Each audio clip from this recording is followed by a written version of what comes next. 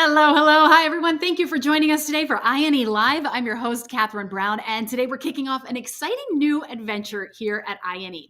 You may have heard the recent buzz about our upcoming live virtual training series. This is where we're bringing our elite live classroom instruction directly to you so you can learn from our experts, ask your questions in real time, and just really get a front row seat to the most up-to-date technology available. We're super excited about this, excited to tell you about it and bring it right to you. On Monday, we are kicking off this series by diving into the fascinating world of generative AI. We're focusing specifically on ChatGPT, GitHub Copilot, and Azure OpenAI.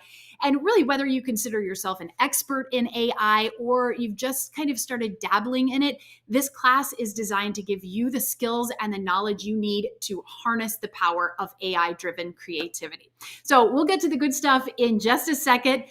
A little housekeeping as we do each time here on INE Live. I want to mention we are, of course, streaming live right now on social media platforms, including LinkedIn, Facebook, YouTube, and Twitter. We, of course, love it when you ask questions in the comments. We have a team of people in there monitoring your questions so we can get to them and answer them as quickly as possible. Already see a lot of you chiming in there and very excited to learn about AI security and all these topics that we're talking about today. So super, keep those comments coming. We want to hear it. If we do miss your question, we'll try to go back in and answer it in the comment section. So be sure to check back after the live stream if we don't get to your question on the stream here today. With that, I want to welcome in our guests today. We have Tracy Wallace, INE's Director of Content Development. Tracy is a frequent flyer here on INE Live. So glad to have you here, Tracy. It is great to be here. Thank you, Kathryn, for hosting this. As always, love when we get to have you kicking things off because it always goes better. And I pay him to say just that. a little bit of preview here. I am so excited to talk about what we're doing and going forward.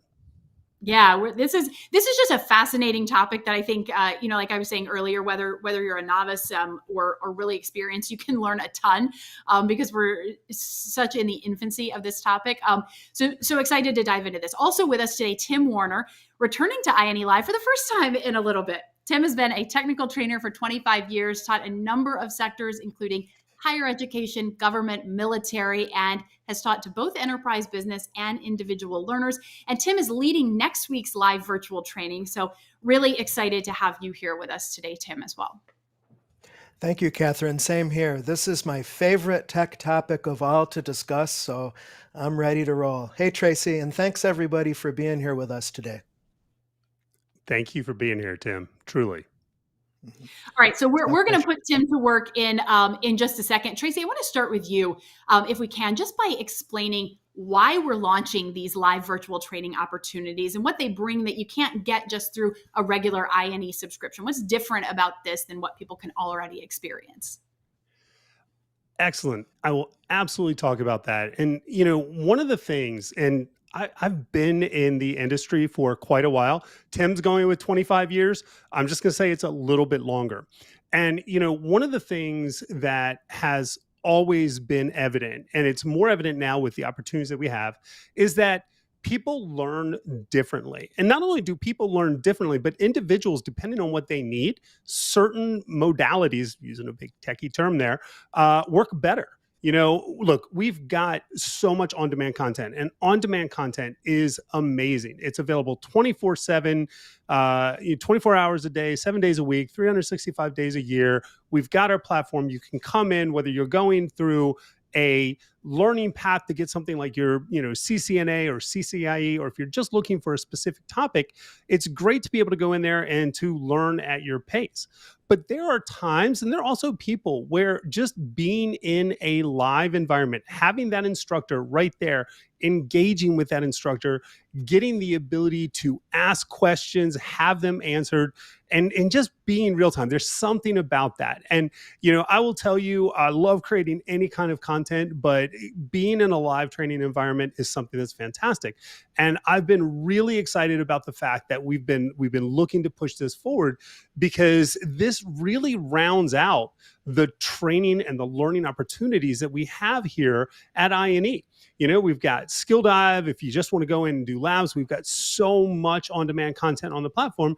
And now we're really starting to ramp up a schedule of these virtual live classrooms. And, in addition to just saying, hey, look, we know that people learn differently and we want to give these different opportunities, the other option that we've got with this is we can bring in industry experts like Tim to talk about topics that we know are of immediate and just almost global interest to our clients, to the learners out there. And this just gives you the opportunity to come in and get that information directly from the source, from a great expert like Tim. And so, we're going to talk about some of the other opportunities that we've got coming up, some of the other courses that are on the schedule with some of our absolutely fantastic instructors. But I'd kind of like to turn this over to Tim. And Tim, it would be great if you could tell us a little bit about what people can expect next week when they come into your live virtual training session. Yeah, of course, Tracy. This is up to the minute information, this generative AI stuff. And one way in my own personal life, how I can assess a technology, how far it's penetrating the world, is if my nearly 80-year-old mom, it's on her radar. And the Gen AI stuff is just barely reaching her radar. And it's less than a year since OpenAI dropped ChatGPT. So that is indicative of the immediacy of this technology. This live virtual training is going to be 3 2-hour sessions. So it's 6 hours of total training, very concentrated. If you've trained with me in the past, you might know that I like to pack as much value per minute as possible, or per second. And attendees will have the recording as a supplement. And I always recommend to my learners several times, make sure you go back, because historically, students say that they derive new benefits and insights each time they review it. So you can take that for what it's worth.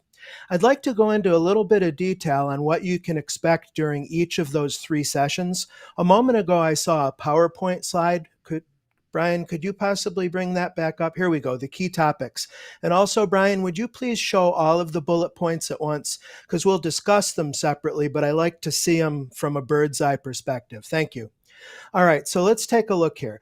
The subject is generative AI in general, but the OpenAI stack in particular. So you can see in the first bullet point, we're going to untangle. Maybe you've got some confusions. I know I did when I was getting started all those many years or months ago with generative AI. What's the difference between the Chat GPT web application and mobile application and this API stuff? What does that mean? So I want to make sure that when you leave this training, you have enough knowledge and understanding that you could speak intelligently with somebody who's given you a tech interview, your manager, a colleague, whoever you need to communicate with, and have current information on teasing apart all these different things. ChatGPT free, plus, enterprise. What are the security implications involved? Okay, we're a larger business. ChatGPT Enterprise is good, but we want to develop our own applications that are powered by AI. All right, you want to consume the APIs. Let's make sure you understand those. But then again, we use Azure and we have very strict privacy controls. Can we interact with GPT in a way that's off internet? Well, at this point in time, Azure OpenAI service is the only solution for that. You see what I'm saying? So long story short, you're going to come away with new ideas, new use cases for this stuff. Optimization means I'm going to give you all sorts of practical tips and tricks. And I always assume, actually, I try not to make any assumptions as far as my students' backgrounds, but that's helpful to you because what I do is widen the net. So if you're a developer, you're going to have use cases, tips, and tricks that are specific for what's important to you. If you're an IT ops person or a DevOps engineer, you have some slightly different priorities and spots. Maybe you're a business analyst or you're not an IT screwdriver in hand person, but you're more on the business side. Same thing. I probably should take a step back and just make sure we all understand what the napkin summary of generative AI and GPT are. I know we'll go into detail next week. But what we're talking about is software systems that replicate aspects of human intelligence. That's AI in its broadest definition. And OpenAI, a company with a complicated history, they've got for-profit and non-for-profit wings. They generated this model, as it's called GPT, Generative Pre-trained Transformer. And we'll get into the weeds and the nuts and bolts as much as you want during the live training. That's to what Tracy mentioned a few minutes ago, the great value of being able to surface questions as they come up. Honestly, by the end of the training, if not before, you may be turning to ChatGPT with a lot of the same questions, and you're going to come away with tips on how to better craft your prompts to get the best response from the AI. If you're a developer and you're concerned about the AI giving you misinformation with the so-called hallucination problem, I've got tips, tricks, and strategies that you can use in the API to increase the predictability of the AI's response and also reduce the possibility of false information, because it does happen, and there's a reason why it happens. You see what I'm saying? Let me see, any other key topics on this? The third one, yeah, GitHub Copilot and Azure OI. Basically, the 3 days are aligned to different facets of the same Gen AI equation, the OpenAI GPT family. So by the end of session 1, 2 hours of concentrated, focused training will be pretty darn good with ChatGPT, GPT, and the OpenAI APIs. On day 2, we look at one of many ways that businesses are packaging these generative AI models in software as a service or SaaS applications. That's what GitHub Copilot is. So we're going to learn all about GitHub Copilot, ideas for its use, how exactly does an individual or a business get rolling with the service? How do you enable it in your IDE if you're using VS Code or Visual Studio or JetBrains or whatever? I'll make sure you understand how that works. And then most importantly, it seems to me, is tips and tricks for maximizing the benefit of GitHub Copilot, of which there are so many. Instead of coding just on your own, or if you're fortunate enough to have a pair programming pal, talk a little alliteration there for you, that's fine. You can look at GitHub Copilot as an additional programmer that you can run your code by, and you can delegate things that normally are a pain to do, like writing unit tests, debugging and parsing error output that looks really strange. I've come at this point where I am very regularly going back and forth in VS Code between my code and GitHub Copilot chat, and it's helping me right along. It's not perfect, which is why we're going to learn tips, tricks, and strategies to maximize the effectiveness there. Because remember, products like GitHub Copilot and all of the other Copilots that Microsoft's developing are SaaS applications. So we're not able to get under the hood. See, that's an advantage of OpenAI.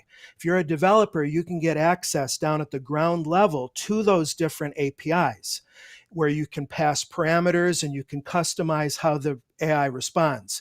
GitHub Copilot can be somewhat frustrating sometimes because it's a package. You don't get to fine tune it or create embeddings. It's just an off-the-shelf instance of GPT. And if you look at it through that lens, it can be really, really helpful as a time saver. And then lastly, on the session 3, we'll be focused on the Azure OpenAI service, which, as I mentioned earlier, is really the only game in town if you're looking to do GPT at scale and you need all of the governance controls that you're accustomed to. For example, there's the Azure Private Endpoint that allows you to take your Azure OpenAI instance and make it accessible only via private, non-internet routable IP addresses. That's a big deal. That's a big selling point right there. Number 2, if you're interested in fine-tuning your own instance of GPT, say with your internal business data, totally possible using either OpenAI or Microsoft. But Microsoft has all of the existing Azure services. So the idea is that you take your source files that you're going to do your fine-tuning job with, and you'll put them in Azure Blob Storage or Data Lake Storage, where you've got at-rest encryption, you've got customer-managed encryption keys, you've got heavy auditing and alerting and all of that. You see what I'm saying? So it's a compelling offering. Lastly, and then I want to pause to address all your questions, I will say that this course is decidedly slanted towards the OpenAI stack. Because you might be thinking, if you have more experience with generative AI, you might be thinking, what about Anthropic? What about Google? What about Amazon? I'm just going to be real here in my own, I'm approaching this. Because OpenAI had at least a 9-month head start on the rest of the world in building and publishing their GPT model, that's what I latched onto since day one. I actually credit my 13-year-old daughter with getting me into Gen AI because, kids nowadays, she's like, check out this. And I'm like, whoa. So I got in right at the beginning. So what you're finding, if you haven't already found out, is that even Anthropic, who are folks who worked at OpenAI originally, even they lag behind. I mean, frankly, even Microsoft in their Azure OpenAI service lags behind what OpenAI is doing. OpenAI is burning rubber.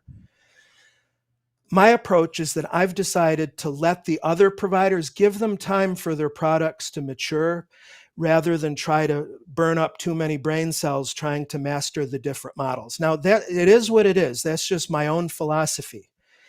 And one reason why that helps me preserve my serenity is because even OpenAI is changing so quickly. Again, you've noticed if you've done development with OpenAI, you know exactly what I'm talking about. They are steamrolling.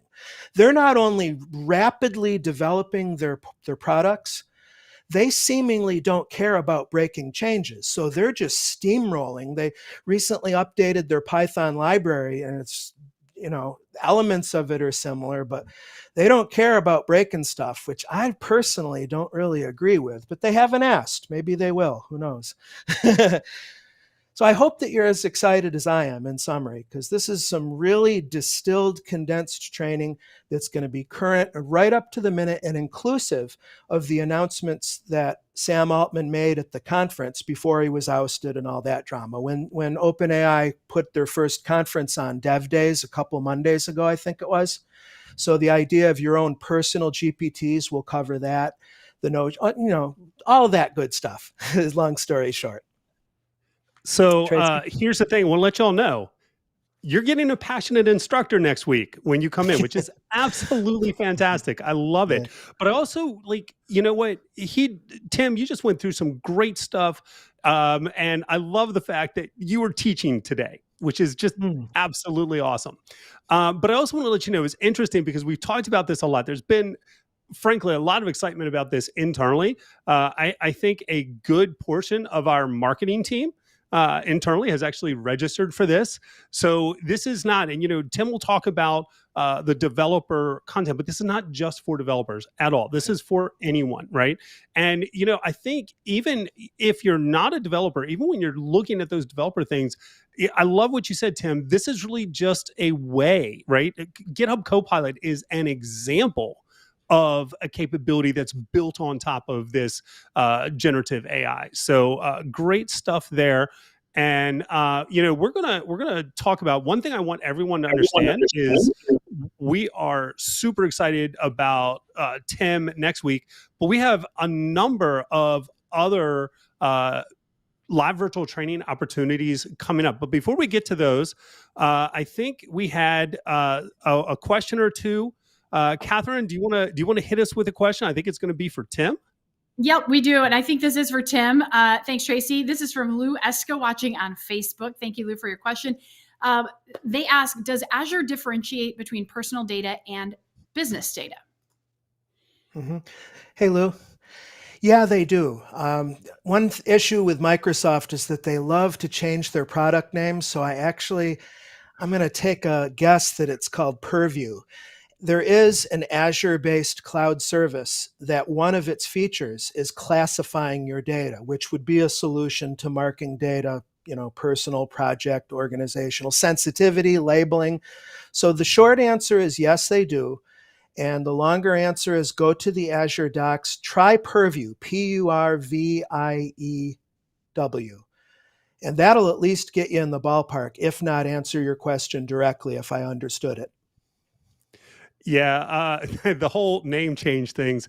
You want to have fun with someone who's been in Azure for a while, bring up the word intra or Entra. I'm not even really sure how to pronounce it right now. Yeah. you see us both laughing, and it's just one of those things with Microsoft. You know what? That's fantastic, and I think that clears our question queue. You were so thorough. We didn't even have too many questions. What I'd like to do now is I'd like to talk a little bit about what else we've got coming up. Like I said, you know what? Super excited to have Tim here. Super excited to have him next week. But that's not the end of this. We've got some additional training coming up, additional live virtual training coming up in 2024, and we've already got our schedule started. And so I've got this up on my screen, and I just want to go through and let you know a little bit. You can get here, and coming in, I will tell you, I asked our folks, hey, do you want me to navigate here or just stay there? And they basically told me there's like 327 different links that we send out. They're going to take you here. So you can get here pretty easily based on at least one of the links. If nothing else, you're going to get as a follow-up to this session. Okay, but so anyways, this is on our site. Here we've got Tim, ChatGPT, Generative AI. I think he's done a great job of introducing that and letting you know what's coming up. We've also got the incomparable Brian McGann. He is a CCIE by 4 times 4. And if you are an INE client, student, customer, you are probably well familiar with Brian. And if you are a Cisco-oriented person, you are also probably well associated, knowledgeable with the application-centric infrastructure, or ACI. We get so many requests for this, and Brian's actually presented this to some of our customers. The response has been fantastic. Like I said, this is something that has just been so much in demand that we kind of had to go and put it up there. And I'm excited about that one. It's always great to get Brian teaching live. And so again, this is the application-centric infrastructure. It's kind of like the automation layer within the Cisco environment. If that's something you're interested in, absolutely take a look with Brian. The next one that we've got is the venerable Keith Bogart. Going into CCNA fundamentals or foundations. Here's the thing. If you want to get started in CCNA, look, you want to start with Keith. Keith is, I'm humbled by what a great instructor Keith is. His live sessions are always just, people are rave about them. And his on-demand content is just engaging and informative, and the students love him. And so if you're thinking about going into networking, look, Cisco is a great way to go. And if you want to get that introduction, then Keith is your guy. And this is a great way. This is, 6 hours a day for 5 days. And he's really going over the fundamentals of CCNA, which is the kind of the entry point. I won't say entry level because it's not really entry level, but the entry point to a Cisco journey. And he's covering that, and that's going to be fantastic. And then, speaking of instructors that are just absolutely beloved, we've got our very own Alexis Ahmad. And he is going into, again, one of our other most highly requested topics, which is cloud penetration testing. And in this case, we're looking at AWS penetration testing. And Alexis is going to go through, he's going to let you understand, basic cybersecurity in the cloud, what Amazon Web Services are, how you get into making sure that your AWS services are secured by going through the pen testing process on them. Fantastic stuff there. Again, that's running from January 29th through January 31st. So 3 days there and 4 hours a day for that one. And then finally, we've got Brian again. If you're getting serious into Cisco certification, really, and I say this as someone who's not in networking, probably the top certification in the IT world, and I know people will probably disagree, but CCIE. And Brian's got 4 of these, and he's going to take you on a journey into enterprise infrastructure. And Again, you can see it's network professionals. It's really geared towards achieving that CCIE enterprise infrastructure certification, going through things like BGP, VPN, MPLS, SD-WAN, many more. I'm not just going to read those to you. That is a 12, 13, 14, 15, 5 days. Had to do the math there. 5 days, 6-hour intense training to get that information. So, this is one of those things where, you look at the live virtual training that we have, you take that, you look at the on-demand training that we've got on our platform that aligns with this content. And that's a really powerful way if you're looking, particularly if you're looking to go towards a certification journey, that, you can use these things in conjunction to really help you get there. So, as I said at the outset, I am really excited about this program. We have the ability to provide this live training to our customers. We have this ability, we've got this library of on-demand training that is aligned with many of our live virtual training topics. And we've got this lab work that's available too. So we're giving you so many different ways to understand and to generate expertise in these different topics. And I think that's pretty much what I wanted to say. Kathryn, did I miss anything? You know what, Tracy, you and Tim were both so very thorough. The only thing that you missed is that we also have a survey. So you were very thorough in what you were talking about, but I just wanted to let the audience know that if you have something specifically coming up in any of these live virtual trainings that you want to know about, we're going to post a link in chat right now. You can take the survey, let us know specifically what you want to learn about. Can't promise we're going to address every single thing, but that is the benefit of these live virtual trainings. One of many benefits is we can hear directly from you. Hey, you want to know specifically about this? Well, let our instructors know so that if there's something that a lot of you are wanting to hear about, or that we're seeing, hey, there's a trend, a lot of people asking this question, this specific, we can make sure that we get in there and answer that question. So like I said, we're going to post the survey in our chat right now, and just click on it. You don't have to answer every single question. You can just answer what you want to, send it in to us so that we have the information. We know what you want to know. And Tracy, I think that was it. Anything else that you or Tim want to say before we wrap things up today? I'm good. Tim, what do you got anything, parting words, sir? Mm-hmm. Yeah, I do. As far as those attending or planning to attend next week, if you want to get some advanced hands-on, just a quick recipe for those who don't yet know how to sign up for ChatGPT free, you'll just go to chat.openai.com. That's step one.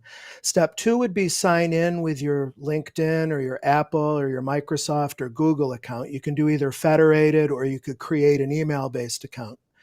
And then you can just start prompting and working with the AI. Feel free to ask business, personal, it doesn't matter. Sometimes it can help people get more into the flow by just asking personal questions.